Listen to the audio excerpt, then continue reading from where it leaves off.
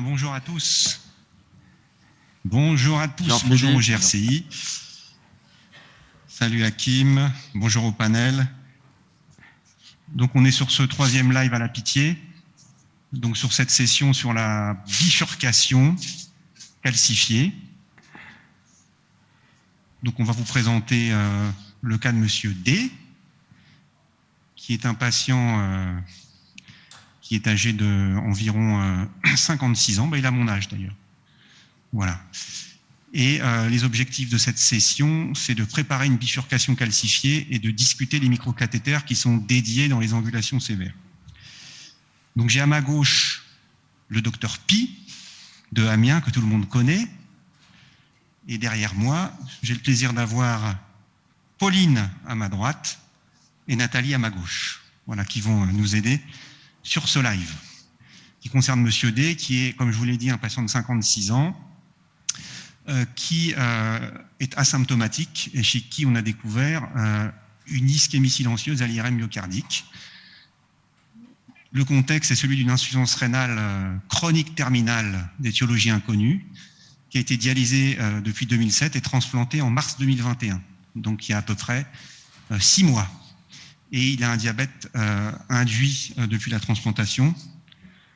Et l'IRM a retrouvé donc une dilatation ventriculaire gauche avec une ischémie antérieure et septale et une insuffisance mitrale avec une dilatation de l'oreillette gauche.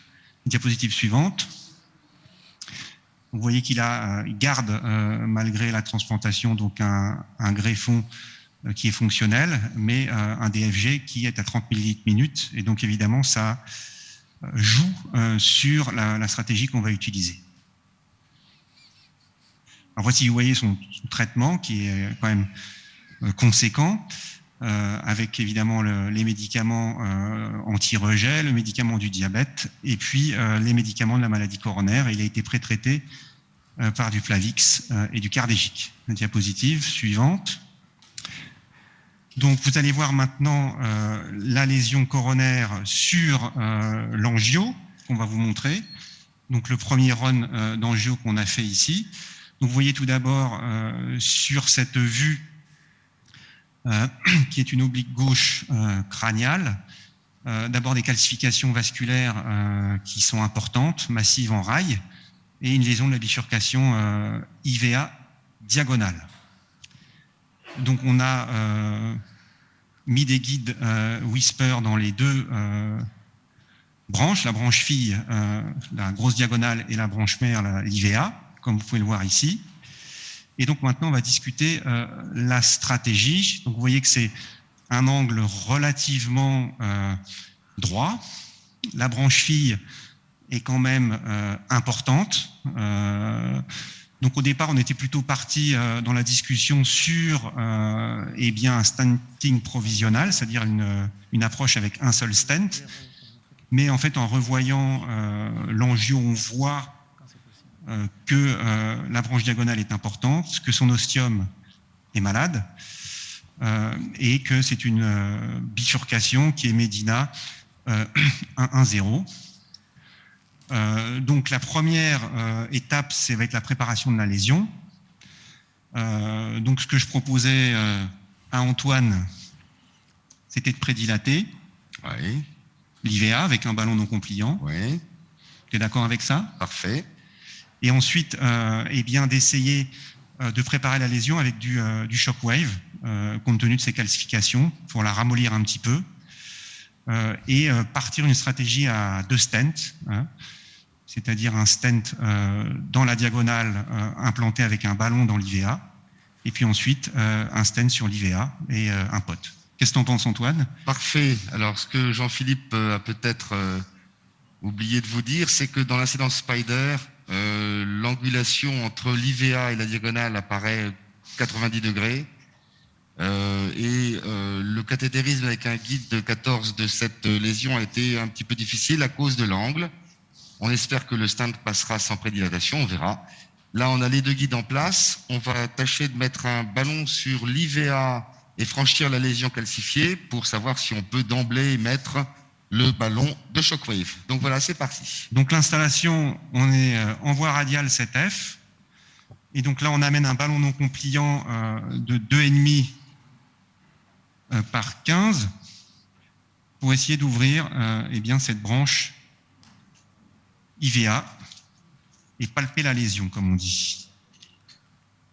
Voilà. Voilà, le ballon progresse assez facilement. Évidemment, on est dans le cathéter guide. Il arrive dans quelques instants et là, il a un tout petit peu de mal à franchir, mais en fait, sans trop de problèmes. La lésion est juste après la diagonale. Donc là, on va la prédilater pour passer le ballon du Shockwave, sachant qu'on prend un ballon sous-dimensionné. Je pense que tu pourras remonter un peu le ballon. Voilà, on remonte un tout petit peu si tu veux. Voilà.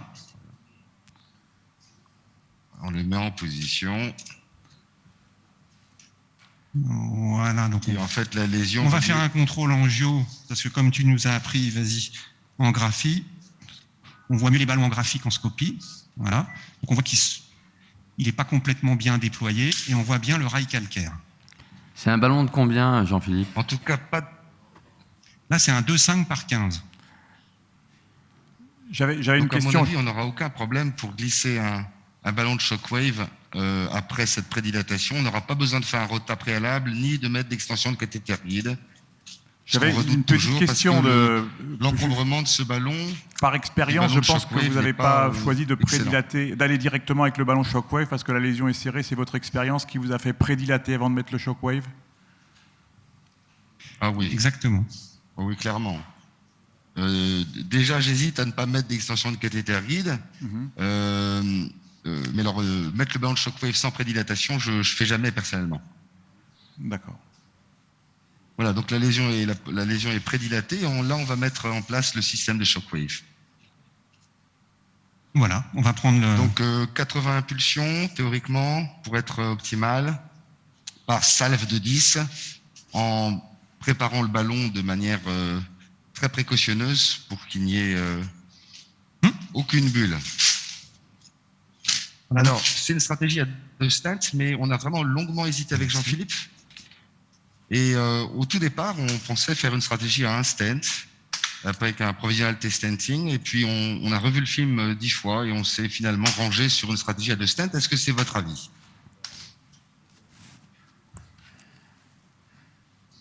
Qui serait parti sur une stratégie à 2 stents plutôt Il faudrait qu'on revoie l'image si c'est possible, parce que c'est vrai qu'on n'a pas eu énormément d'enjeux dans le... Alors, il faudrait qu'on mette la spider. Pour Est-ce qu'on nourrir peut mettre la notre spider, stratégie. la Coro Spider, parce que je suis d'accord avec vous, on n'a pas montré la spider de la Coro, et ça serait intelligent qu'on monte la spider de la Coro si ça vous est possible. On a vu très peu sur le d'images diaporama, à aussi, mon hein. avis.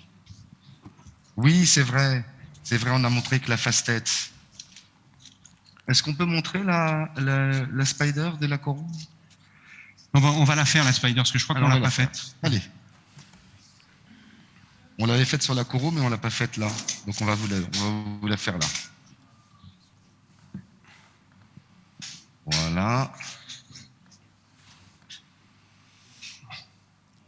Tu vois, regarde, l'ostium de la diagonale et l'axe de la diagonale est quand même relativement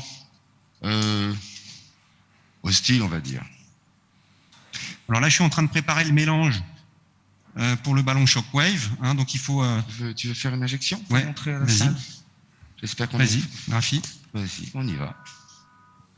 Intube-toi un peu plus, voilà. Attends, je vais peut-être m'intuber mieux que ça. Voilà. Voilà, vas-y. On y va. Et je crois que Non, c'est bon, c'est tout ouvert. C'est fait. Vas-y, recommence. Voilà. Voilà, qu'est-ce que vous en pensez donc à la lumière de cette incidence qui est à mon avis la plus informative? Là, on voit bien que la branche diagonale repart complètement à l'opposé, là. Elle compare complètement à l'inverse, ouais.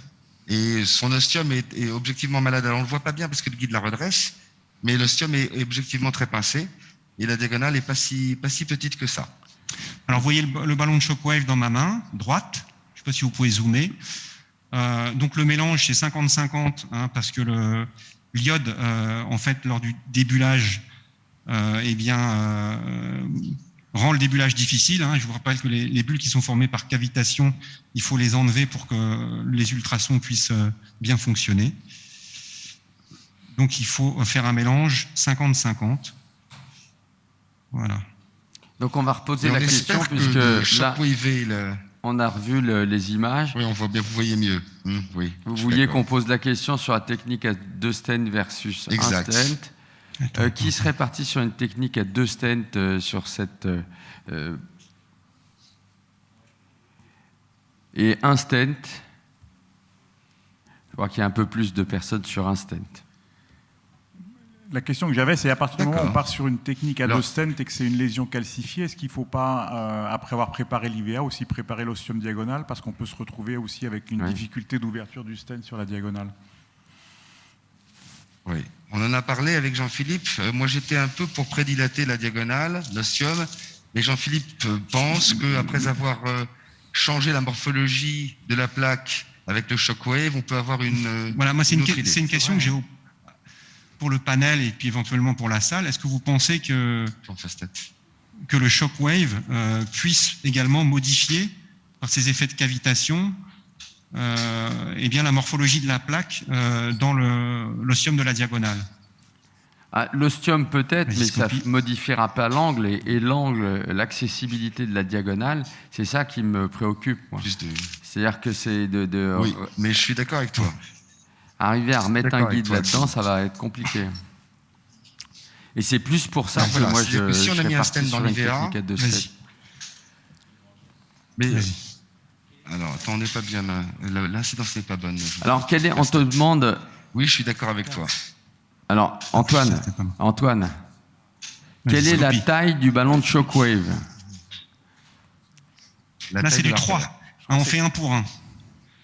Hein, en général, on sous-taille, on sous-taille le ballon. Voilà, on est bien dessus là, donc on va commencer à gonfler. Et puis on va faire les impulsions. Donc je le gonfle aux alentours de 4 à 6 bars. 4 bars. Voilà. Et on va faire 10 impulsions. Voilà, et je vais appuyer. Voilà, c'est parti. Alors moi j'avais une question à vous poser. Tu utilises souvent très bien le ballon. Pour les guides Whisper, c'est ton guide que tu utilises tous les jours, Jean-Philippe? Je décavite. Tout le temps, moi. J'utilise que ça, quasiment. C'est mon guide de prédilection. 6 bars. Je suis un des seuls dans le centre à faire ça, mais j'ai toujours travaillé. Je vais poser quand même la question dans la salle. Qui utilise encore des Whisper largue à main nue? Et je te confirme, t'es quasiment le seul alors. Parce qu'il y a 2 autres mains qui se sont levées. Ah, bah alors, hein. Voilà, deuxième. Allez, on fait le deuxième run. Eh bien, je suis unique, c'est bien. On sait bien que tu es unique, Jean-Philippe. Oui. Voilà, deuxième salve d'impulsion. Donc, théoriquement, idéalement, il y en a 8. À 6 bars. Donc là, on monte à 6 bars, on dégonfle. Vas-y, on se met en pression négative. Voilà, et on attend quelques secondes parce que chaque salve d'impulsion crée des bulles dans le ballon. Et donc, il faut entre chaque série d'impulsions redébuller. Est-ce que le ballon est encore contraint quand vous l'inflatez? Parce qu'on ne voit pas super bien. Il a mal à la poitrine? Non, non. Il s'accélère. On va arrêter. Donc on va enlever le ballon tranquillement et on va contrôler. Voilà. On a enlevé le ballon parce que le patient avait un peu mal. Parce que le graphie, non, rien de particulier. Donc là, on va le laisser respirer un petit peu parce que le ballon est encombrant quand même. Hein. Et on va le remettre en place et refaire une série, si vous le voulez bien, de quelques salves d'impulsion. Ça va mieux, monsieur? Oui. Bon. Voilà. Donc on remet le ballon en place. Voilà, tranquille. Je vais reprendre du pied, comme on dit à Aix, parce que le ballon a perdu un petit peu de ses capacités. D'où l'intérêt d'être en 7F. Oui, je sais. Il a dû passer en FA, c'est pour ça qu'il avait mal. Oui. Voilà, on le repositionne tout à fait. tranquillement. On a bien vu qu'il avait fait un trouble du rythme supraventriculaire.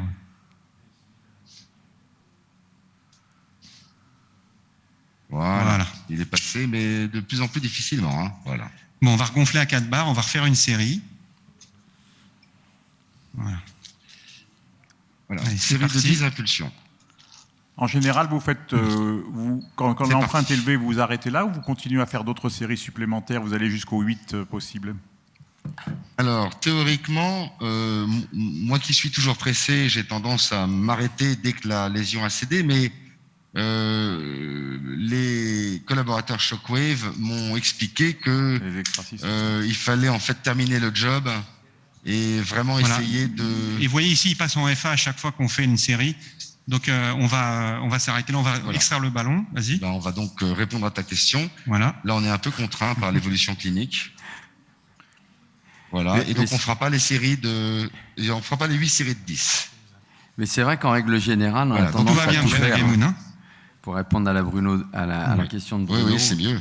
On se dit qu'à ce prix-là, il faut s'offrir tous les 80 remonter parfois un petit peu pour faire un petit peu en amont de la lésion en se disant peut-être tout à fait. C'est là, bon, comme c'est le ballon est assez court. Patrick. Juste une question, la FA, là, elle est ischémique ou elle est provoquée par le shockwave? C'est une très bonne remarque. Est-ce que c'est une mécano-stimulation ou c'est véritablement des troubles du rythme?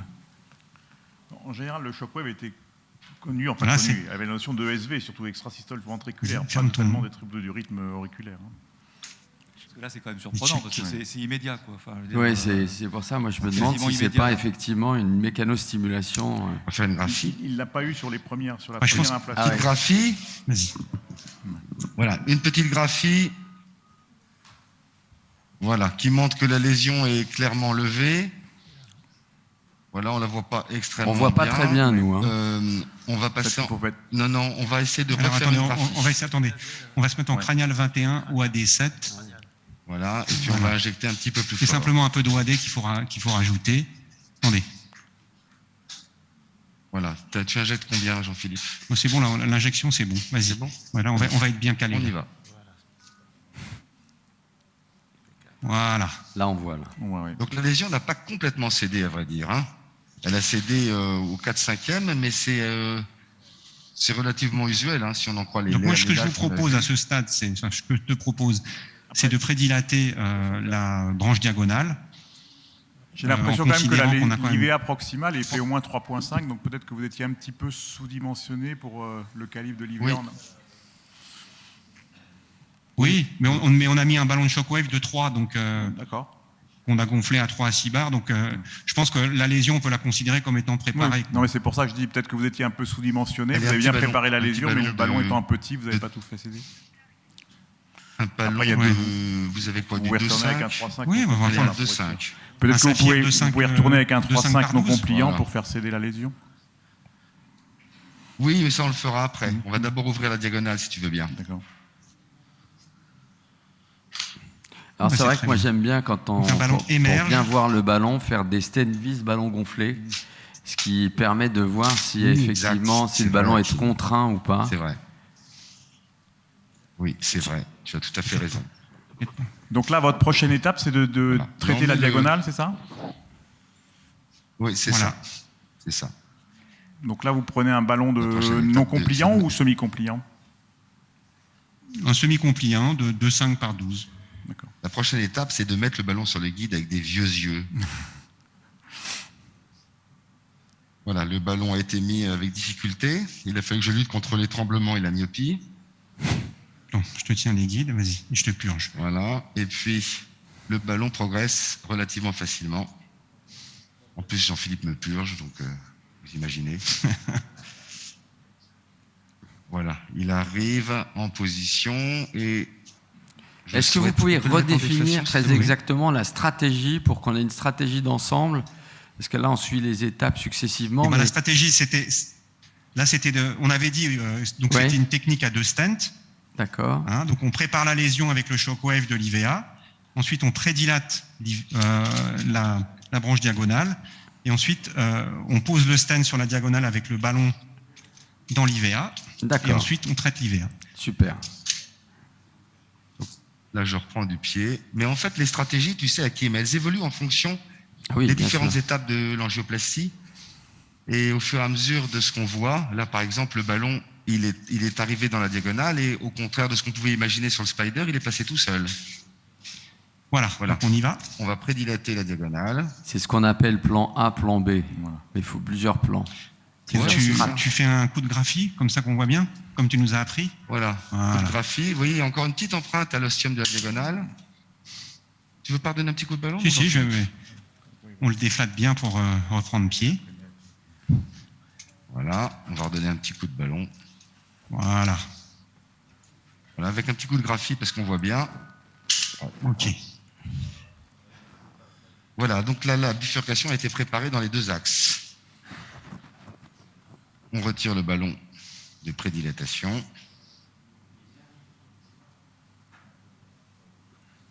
Et donc l'étape qui suit, ça va être de faire céder l'empreinte résiduelle avec un ballon non compliant haute pression.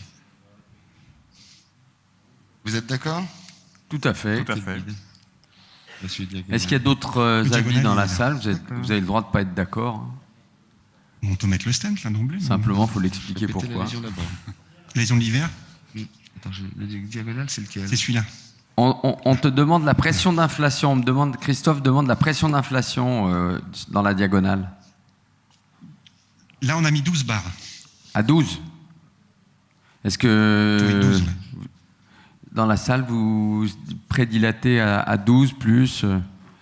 Non, c'est pas une question, ça. Qui dilaterait à plus de 12?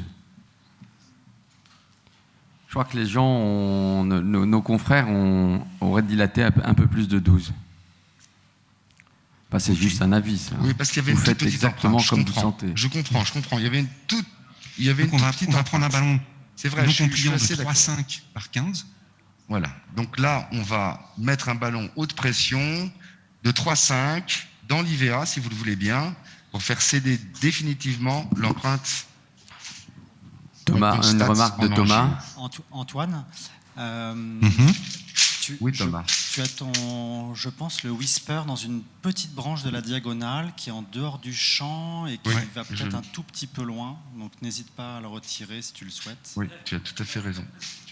Il est presque bouclé en fait. Je le souhaite. T'as vu comme il dit ça gentiment, notre Thomas? Oui. Il fait pareil à Massy. Voilà, je l'ai souhaité. Surtout Thomas l'a voulu et je l'ai souhaité. T'es sur l'IVA, hein? Oui, pardon, excuse-moi. Voilà.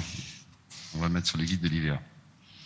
Non, il a tout à fait raison, surtout que le whisper, et c'est effectivement la raison pour laquelle, personnellement, moi, je prends plutôt des sions, ont des bouts qui sont, enfin, des types qui sont éventuellement un peu traumatisants en distalité. Donc, j'apprécie la remarque de Thomas. Mais il faut les faire. Merci de m'avoir souillé en public. Ça m'a fait très plaisir. Il faut essayer de les faire boucler, en fait. Oui, de les mettre en école. Non, je plaisantais, hein, Thomas, t'as bien compris. Voilà, le ballon arrive dans l'IVA.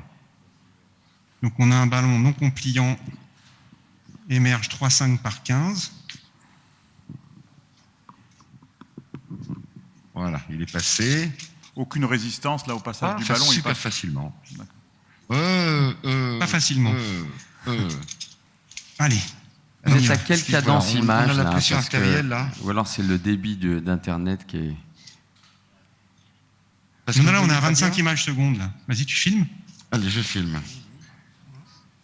Il y a encore une micro-empreinte. Ouais. Vas-y, monte. Allez, on est à 20 barres. Voilà. Ne soyons fous. Allez, je dégonfle. Combien d'inflation? 20. 20 barres. Est-ce que tu veux revenir une autre inflation pour vraiment préparer? Allez, vas-y. Une autre inflation. Ouais, une inflation courte, parce qu'il va repasser en FA. Oui, on essaie de réduire. Il va repasser en FA. Ouais. Vous faites de l'arythmo ou de la cardio interventionnelle? C'est celui-là. Non, ça c'est le guide diagonal. On verra si c'est mécano-induit, la FA, ou ischémie induit. Ça, c'est l'hiver. Il a l'air de préférer le ballon classique au shockwave côté rythmique. Hein. Ouais. Je dis ça. Ouais, non, mais c'est bizarre. La remarque de Patrick était excellente. Merci. Voilà, on a retiré le guide de l'IVA. Voilà, parfait. Donc maintenant, on va passer... Et on va pousser un peu le guide diagonal, du coup. Voilà. On va faire un petit contrôle. Vous voulez? Non, on va peut-être éviter parce qu'il y a un sens rénal. Donc maintenant, on va passer à la 4e étape. Hein. c'est-à-dire stand dans la diagonale et ballon dans l'IVA. Et puis ensuite, on finira avec un stand dans l'IVA, comme on avait prévu. Donc vous prévoyez de faire un décacroche ou un T inversé? Non. Non. Oui, plutôt. Un T inversé. Appelle-le comme tu veux, mais pas un décacroche, c'est sûr. À ta question, la réponse est non. Il avait proposé, donc c'est ni décacroche, ni T inversé, c'est quoi? C'est quoi? Écoute, c'est un stand dans la diagonale avec un ballon en regard. Oui. Donc, je sais pas, un taps ou un mini-crush. C'est un mini-crush. Si tu veux. D'accord. Après, on met le... Après, on met un stand dans l'IVA, et après, on réouvre, on fait un kiss, un pot. Donc, on va prendre un stand de 2,5 par 12, vous allez me donner. Donc moi, je le positionnerais volontiers en spider, Jean-Philippe. Oui, un onyx. Vous êtes d'accord de le positionner en spider? Oui, tout à fait. À la réserve près que les rayons, c'est... Voilà. Mais en dehors de ça, c'est bien. Ah oui, mais bon, on fait une coro là. Hein. Ça te va, 2,5 par 12, ça vous va comme taille? Oui, ça. Très bien. Il y a une opposition dans la salle? Non, aucune. Eh bien, allons-y. Et l'onyx, c'est très bien parce qu'on voit qu'il y a des angulations, des boucles, donc c'est un très bon choix.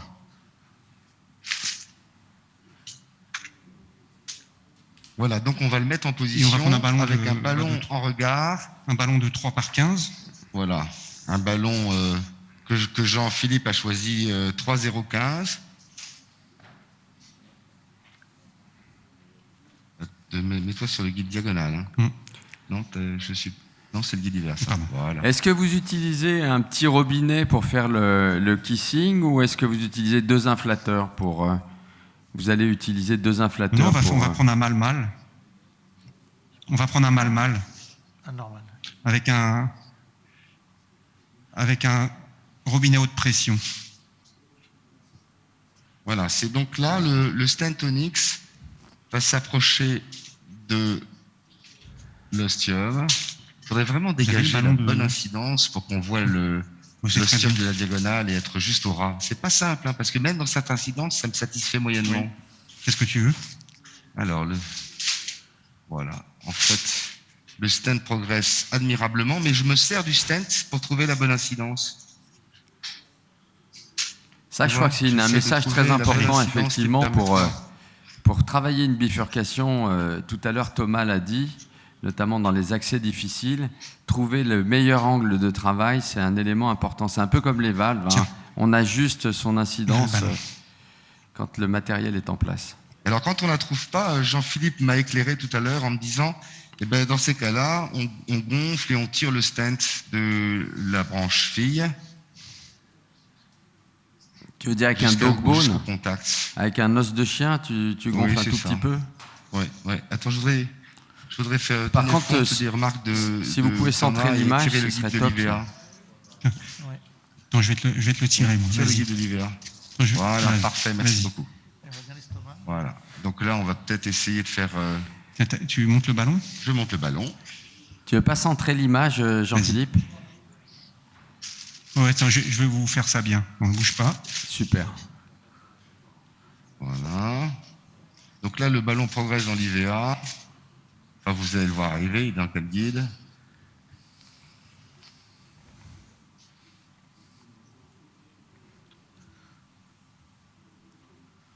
Voilà, il arrive. Et il se positionne. Voilà. Alors. À cheval. Voilà, on va faire une petite graphie, Jean-Philippe. Attends une seconde, je te prépare les ballons avant. Pour savoir si on est bien positionné pour l'ostium, c'est vraiment fondamental.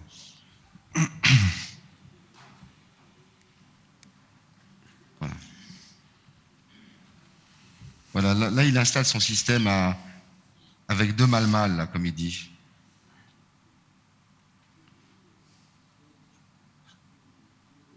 Voilà, donc il met un seul inflateur sur le système.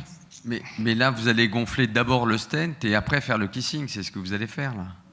Alors, moi, j'ai pas l'habitude de faire ce qu'il fait. D'habitude, je gonfle le stand diagonal. On va prendre 2 inflateurs. Ouais. Puis, on va prendre un autre inflateur. Le ballon IVA.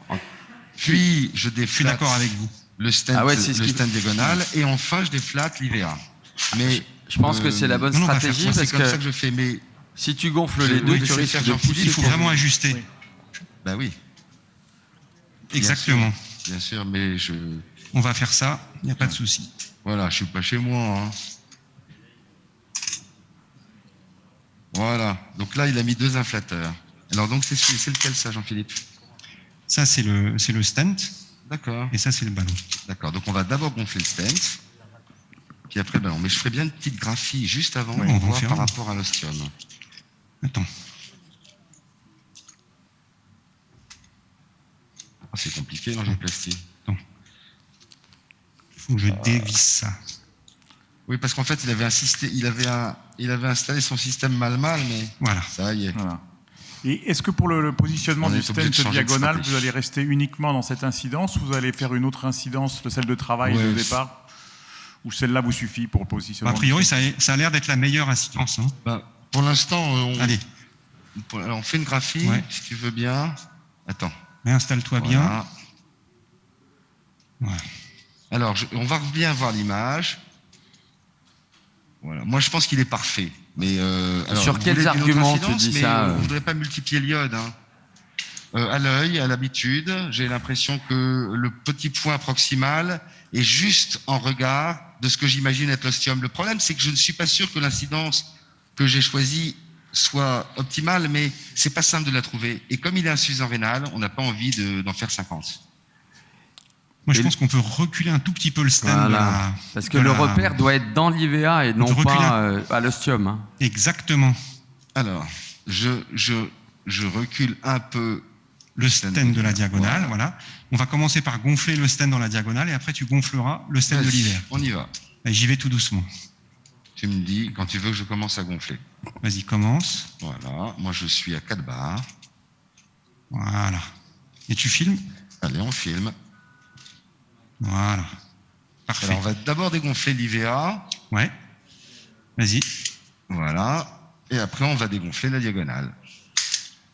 Et moi, ce que je fais personnellement, c'est que je redonne un petit coup dans l'IVA, là. Mais comme ça ouvre bien. Hein. C'est personnel comme stratégie. Hein. Et voilà. Parfait. Je redonne un petit coup comme ça.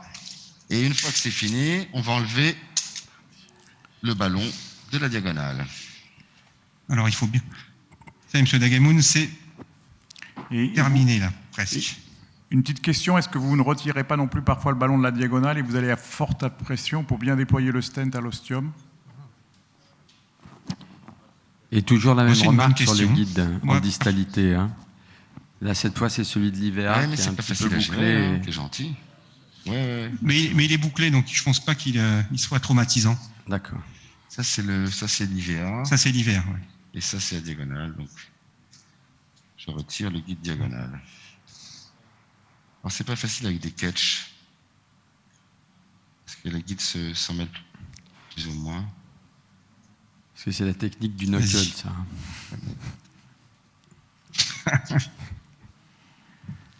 On est un peu embrouillé dans les guides. On est un peu embrouillé, mon ami. Voilà. Vas-y.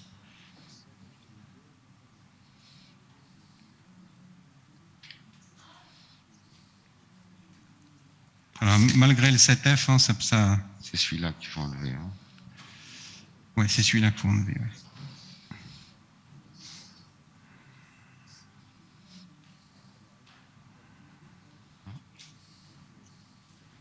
On va faire un petit contrôle angio. Attention, parce que là, les guides se mélangent fortement.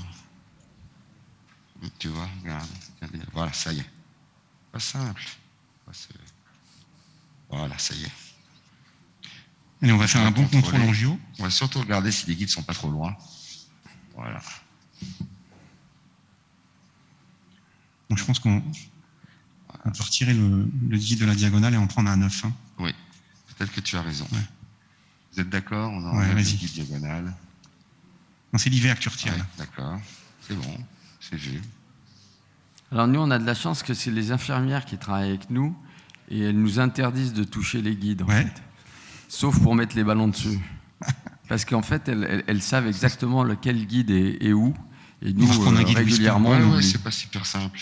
C'est pas super simple. On va se faire un contrôle angio. Ouais, super. Alors, je prends les pieds, voilà. Voilà. Allez, vas-y. On y va.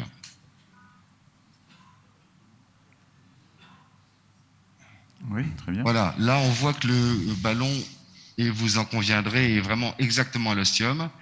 Donc là on va stenter l'IVA. Voilà. Donc alors est-ce qu'on va pas remettre de guide dans la diagonale, on le mettra après. Ouais. Voilà, hein, vous êtes d'accord? Attends, tu veux pas mettre de guide dans la diag en stentant l'IVA tout de suite? La diagonale est stentée, non, elle est protégée. Moi je stent l'IVA direct sans recathéteriser la diagonale. On stent l'IVA et puis on fera un pot et éventuellement on repassera dans la diagonale. Non. Voilà. Et vous me donnez un américain et puis on va prendre un... Alors on va prendre un BioFreedom. Le BioFreedom, ouais. Dont la force radiale est légendaire. Le 3,19. Pour là, pouvoir 3,19. Voilà. avoir le résultat optimal sur l'IVA. Et puis on prendra un ballon non compliant de 3,5. Donc voilà, donc j'ai changé d'incidence. Tiens. Juste pour être clair, c'est pas le même type de stent que vous mettez sur la diagonale et l'IVA, c'est un autre type de stent. Non, exactement. D'accord. Et ce stent-là, vous le connaissez, c'est le BioFreedom en chrome cobalt, sans polymère. C'est une très bonne force radiale. Excellente force radiale, DAPT courte, validée par l'HAS. Et Leaders Free. Oui, l'HAS parce que Leaders Free. Et Onyx One de l'autre côté. Et Onyx One de l'autre côté. Tiens, on peut peut-être recentrer l'image pour pouvoir... Parce que si tu mets un DAPT courte et l'autre pas court... De toute façon, là, il a eu deux stents. Là, on va tranquillement amener. Et la seule chose que je redoute, c'est que le stent s'accroche sur l'ostium et en fait, il passe les doigts dans le nez. Voilà. Oui, ça, c'est un danger que tu évoques et qui est réel. De 3,5 par 19. Ouais. Faut que tu le recules un peu, ton stent. Tu veux pas faire une... Non, tu veux on va faire une vue, vas-y. Allez, on fait une angio. Voilà. Ça vous va, là, ou pas? Oui, oui. Oui, ça nous va. Enfin, j'aurais un tout petit... Non, parce qu'il faut la place de faire le stent. Il faut la place de mettre le pot. Un peu, ouais. Et c'est très bien, on y va. Alors, je voudrais quand même remarquer que ceux qui ont tout à l'heure dit qu'il y avait une petite résiduelle sur la diagonale ont raison, car là, on voit que l'ostium de la diagonale, le stent est un peu contraint à ce niveau-là. Donc, on aurait peut-être dû faire péter un peu plus la diagonale. Je suis d'accord. Allez, on va gonfler 15 secondes. Alors, on gonfle suffisamment de temps pour que le BioFreedom se déploie. Et ça pose bien sur le stent diagonal. Alors, moi, je voudrais poser une question, parce que moi, je n'aurais pas fait comme ça, et je voudrais savoir, dans l'assistance, qui a l'habitude de pas stenter, de pas mettre de guide dans la diagonale une fois qu'elle est stentée et stentant la main. Qui fait ça? Tu lâches la scopie? Ouais, c'est bon. Et qui sécurise la diagonale, je sais pas comment on fait. Droite, même stentée avant de stenter la principale. Il y a un peu plus de personnes qui sécurisent la diagonale malgré le stent. Moi, j'aurais une question pour les opérateurs. Alors, voyez c'est Thierry Corcos. Pour les opérateurs et pour les spécialistes du découpage. Si j'ai bien compris, c'est une stratégie à deux stents d'emblée, en commençant par la branche latérale. L'angle entre les deux branches n'est jamais droit, donc c'est un angle qui est un peu aigu. 3, 5, 8. Ça sera soit un tap, soit ce que vous avez fait ici, un sorte de nano-croche. Donc nous sommes en situation de nano ou de micro-croche. Oui, nano, micro. Ou de mini. Voilà. À ce moment-là, la difficulté, ça va être de refaire... Pardon? La difficulté, ça va être... Ce que je voulais te dire, Thierry, c'est qu'en fait... final.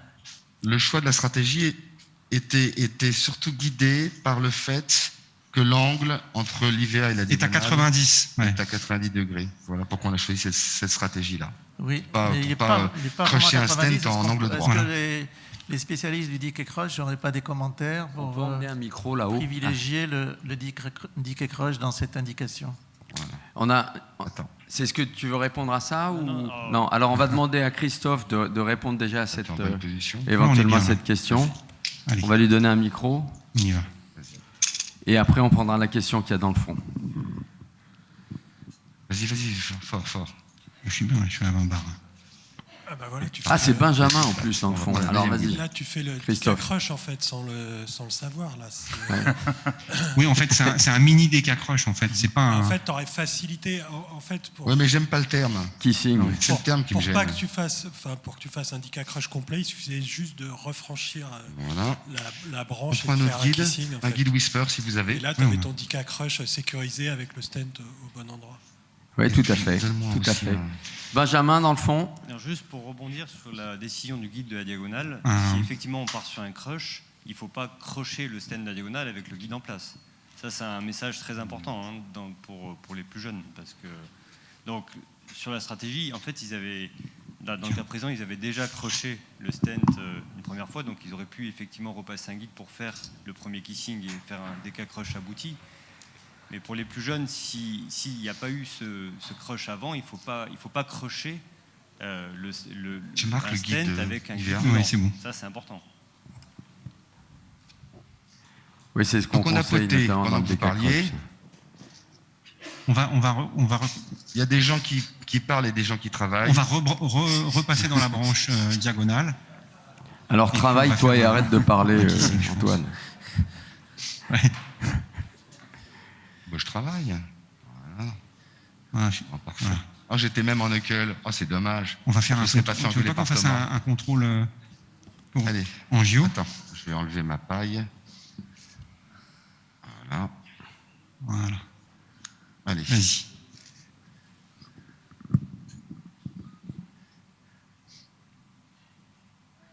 C'est déjà très beau, hein. Ouais. Donc là, je vous propose de réouvrir la maille. Bon, là, ce qu'on va faire, on va réouvrir la maille et puis on va finir par un kissing. Hein, et puis voilà. Vous êtes d'accord ou pas? Parce que là, il y a deux stratégies. Soit pot, soit maille pot, c'est-à-dire side pot, soit side, soit kissing. Kiss. Toujours kissing. Il y a deux stents, donc normalement, il faut faire kissing. Systématique. Ça, par contre, dans la littérature, c'est largement documenté. Quand on met deux stents, on fait un kissing. Exactement. Voilà. C'est ce qu'on voulait faire. Bon, donc on rouvre la maille. Tu as le ballon. On va prendre un 2-5. Un 2-5 haute pression. Ouais. Un 2-5 haute pression pour la diagonale. Un non compliant, ouais. Et pour l'IVA, tu choisirais quoi? Eh ben, il faut prendre un 3, ça suffit, je pense. Alors un 3, ça suffit, me dit-il. Un 3 par 15. 3 par 15 3 par 15. Voilà. Sur l'IVA, vous prenez aussi un NC, un non compliant à haute pression? Oui. Alors, 7 minutes pour finir les conclusions. Et un 2-5, 12, ouais. Voilà, on a 7 minutes, mon Jean-Philippe. Bon. Voilà. Ça, c'est le ballon IVA. Ah, c'est le ballon IVA, d'accord. On va le mettre sur le guide marqué IVA. Oui, très bien. Voilà, on met le ballon en position sur l'IVA. Merci beaucoup. Et on va mettre l'autre ballon sur la diagonale. Et on aura juste le temps de faire le kiss, de faire un contrôle et de vous saluer. Voilà.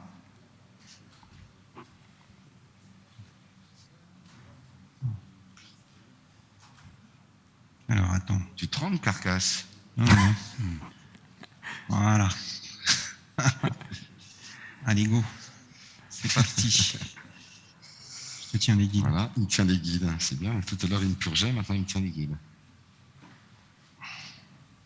Voilà, je vais mettre le guide diagonal, le ballon diagonal, pardon. Voilà, qui va arriver. Alors oui, là, on achoppe un tout petit peu sur le fait que la lésion diagonale n'a pas été complètement... Moi, je pense que c'est le crush du stent. Hein. Oui. Peut-être partir avec un 2-0 d'abord, et puis semi-compliant pour ouvrir. Et puis... Oui, on va prendre un petit ballon, un saphir. Il y a aussi la stratégie de changer de maille. Un 5. Un 5-15, parfait, comme ça on fait la place. Peut-être qu'un pote avant le kiss. Alors dans un provisional, il faut mieux choper la maille distale pour couvrir l'ostium. Quand on stent la diagonale avant, c'est pas du tout la même stratégie. Hein. C'est pas la maille distale qu'il faut prendre. Non, c'est plutôt une maille médiane La maille proximale. Voire proximale ou médiane, dans le décacroche. Mais là, pour faciliter le passage du... Mais c'est pas un décacroche. Pour faciliter le passage du ballon, on aurait pu éventuellement refaire un pote. C'est Canada Dry, exactement ce que tu dis, Hakim. Ah ben il y a de toute façon une dimension artisanale dans notre métier. Voilà, en espérant que c'est l'interprétation de l'artiste. Mais il ne passe pas. Donc là, tu vois... Donc il faut refranchir avec ton guide. Voilà, moi je pense qu'il faut changer de... Parce que peut-être que le guide est passé... Laisse ton ballon et change. Ouais. Voilà, peut-être que... Voilà, on va tâcher de refranchir la maille.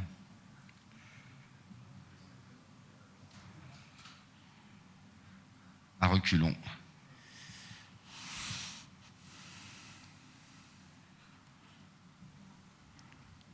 Voilà, et du coup, là, c'est un très bon message de voir que quand on a une difficulté, surtout, il ne faut pas forcer, il faut aller vers une solution en se disant qu'on n'a pas pris la bonne maille, refranchir, voire refaire un pote pour ouvrir différemment et essayer de solutionner le problème sans qu'on ait... Là, moi, je pense qu'on va faire un pote. Ce qu'on vous propose, c'est de finir de refaire un pote, de prendre un ballon plus petit et surtout de vous laisser...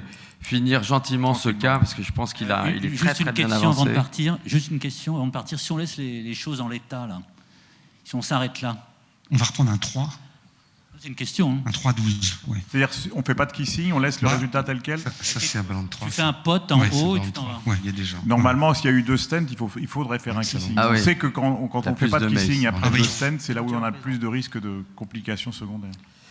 Alors on va vous laisser, on va vous féliciter pour la gestion de cette bif et on va vous laisser finir ce cas en toute sérénité. Bravo pour ce cas très complexe. Merci beaucoup.